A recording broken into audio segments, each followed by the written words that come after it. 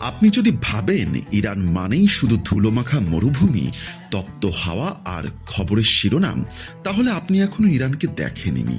কারণ এই দেশটা আসলে একটা যাত্রা, ধীরে ধীরে খুলে যাওয়া এক রহস্যের দরজা, এমন এক ভ্রমণ যেখানে প্রতিটা মোড় ঘুরলেই বদলে যায় দৃশ্য, বদলে যায় সময়, বদলে যায় অনুভূতি।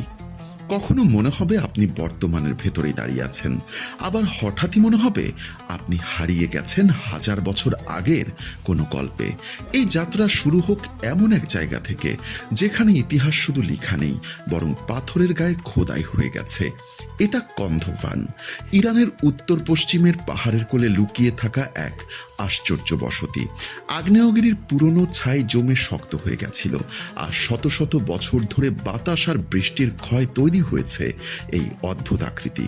আপনি যখন এই গ্রামের সরু পথ দিয়ে হাঁটবেন, তখন আপনার মনে হবে আপনি যেন কোনো রূপকথার মধ্য দিয়ে হেঁটে যাচ্ছেন। ছোট ছোট দরজা, পাথরের দেওয়াল, আর ভেতরে লুকিয়ে থাকা উষ্ণ জীব। এখানে শীতের ঠান্ডা ঢুকতে পারে না, গরমের তাপও সহজে ভেতরে পৌঁছায় না। প্রকৃতি আর মানুষের এক অদ্ভুত সমঝোতা যেন এখানে গড়ে উঠেছে। এখানে আজও শতাধিক পরিবার বাস করে।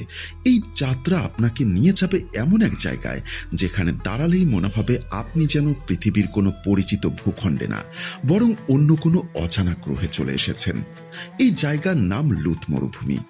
ইরানের দক্ষিণ পূর্বে বিস্তৃত এই বিশাল মরুভূমি শুধু আয়তনে বড় না, বরং চরমতার দিক থেকেও পৃথিবীর অন্যতম ভয়ঙ্কর স্থান। এখানে মাটির তাপমাত্রা কখনো কখনো 70 ডিগ্রি সেলসিয়াস পর্যন্ত পৌঁছে যায়, বা তার শুকনো নিঃশ্বাস ভারী হয়ে যায়। আর চারিপাশে যতদূর চোখ যায় শুধু বালু আর পাথরের অদ্ভুত গঠন চোখে পড়ে। তবু আশ্চর্যের বিষয় হলো, এই কঠিন পরিবেশেই আবার তৈরি করেছে এক অপার্থিব সৌন্দর্য। সূর্য ওঠার সময় বালুর ঢেউগুলো সোনালি আলোয় ঝলমল করে ওঠে, আর সন্ধ্যা নামলে পুরো দৃশ্যটা লাল কমলার গভীর ছায়ে বদলে যায়। যেন প্রকৃতি প্রতিদিন এখানে নতুন করে নিজের ছবি আঁকে। এই মরুভূমির ভেতরে থাকা বিশাল ইয়ারটান গঠনগুলো, বাতাসের ক্ষয় তৈরি হওয়া দীর্ঘ খাঁজকাটা পাথরের দেওয়াল দেখতে এমন লাগে যেন কোনো হারিয়ে যাওয়া শহরের ধ্বংসাবশেষের সামনে দাঁড়িয়ে আছে। কিন্তু কাছে গেলে মনে হয় এগুলো মানুষের না, বরং সময় আর প্রকৃতির হাতে গড়া এক।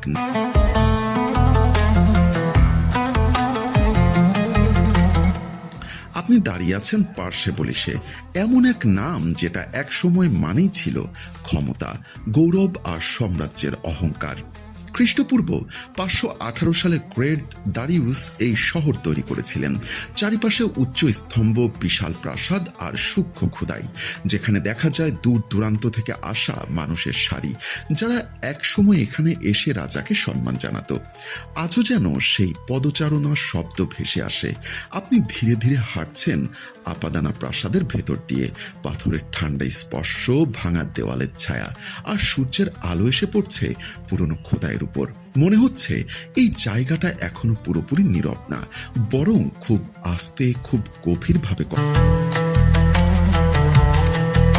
পারস্য উপসাগরের মাঝে অবস্থিত কেশব দ্বীপ যেন এক জীবন্ত ভূতাত্ত্বিক জাদুঘর, যেখানে প্রতিটা পাথর, প্রতিটা গঠন নিজের মতো করে একটা গল্প বলে।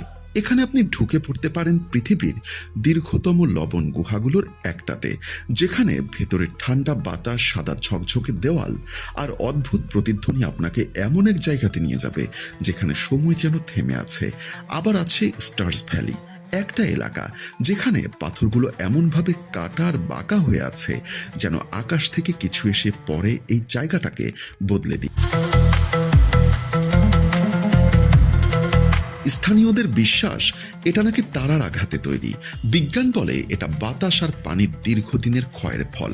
কিন্তু আপনি যখন এখানে দাঁড়াবেন, চারিপাশের নিস্তব্ধতার অদ্ভুত গঠনের দিকে তাকাবেন, তখন মনে হবে ব্যাখ্যার বাহিরে এই জায়গাটার একটা আলাদা রহস্য আছে।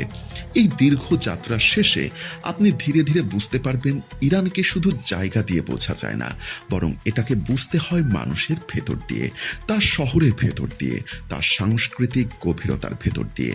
আর এই অনুভূতির সবচাইতে জীবন্ত রূপ পাওয়া যায় এই শহরগুলোতে, যেখানে অতীত আর বর্তমান একসাথে নিঃশব্দে মিশে গেছে।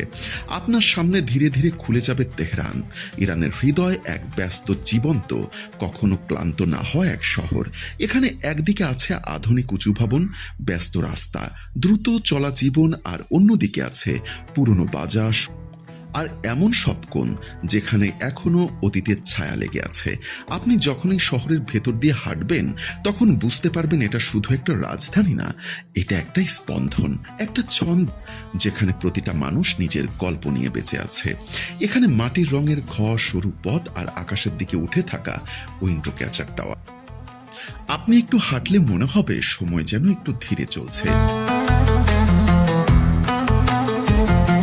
এই শহরের বাতাসে একটা ধীরতা আছে, একটা প্রশান্তি আছে যেটা আপনাকে থামিয়ে দিবে। আপনি এখানে হাঁটলে মনে হবে সময় যেন একটু ধীরে চলছে। তারপর যাত্রা আপনাকে নিয়ে যাবে ইয়াসফাহানে, একটা শহর যেটাতে অনেকেই বলে অর্ধেক পৃথিবী। এখানে সৌন্দর্যটা চোখে লাগে না, বরং ধীরে ধীরে হৃদয়ে বসে যায়। বিশাল স্কোয়ার, নীল টাইলসের মসজিদ, আর সূক্ষ্ম কারুকাজ। আপনি যখন ইমাম স্কোয়ারে দাঁড়াবেন, চারিপাশে তাকাবেন, তখন মনে হবে এই জায়গাটা শুধু দেখার না, অনুভব করার জন্য তৈরি। এখানে আলো আর ছায়ার খেলায়, নকশার সুরক্ষতায়, আর মানুষের নীরব চলাফেরায় একটা অদ্ভুত সৌন্দর্য লুকিয়ে আছে, যেটা শব্দ দিয়ে বোঝানো কঠিন। এই যাত্রার শেষে আপনি হয়তো পৌঁছে যাবেন এমন এক জায়গায়, একটা ছোট্ট জলপ্রপাত, যেখানে পাহাড় বেয়ে নেমে আসা পানির শব্দ চারিপাশের নীরবতাকে ভেঙে দেয়। অথবা কোনো পুরনো হাম্মাম, যেখানে একসময় মানুষ শুধু পরিষ্কার হতো না, বরং একে অপরের সাথে সময় কাটাতে আসতো।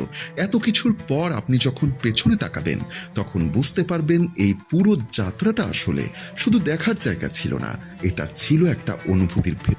এই দেশটা আপনাকে শেখায় সবচেয়ে সুন্দর জিনিসগুলো সবসময় সহজে চোখে পড়ে না। কখনো কখনো সেগুলো লুকিয়ে থাকে ধ্বংসাবশেষের ভেতরে, কখনো মরুভূমির নীরবতায়, বা কখনো অচেনা মানুষের হাসিতে। আর যখন এই সবকিছু একসাথে মিলেমিশে যায়, তখন একটা দেশ শুধু একটা মানচিত্রের অংশ থাকে না, এটা হয়ে ওঠে একটা গল্প, একটা অভিজ্ঞতা, একটা অনুভূতি, যেটা আপনি শেষ করলেও আপনার ভেতরে রয়ে যায়।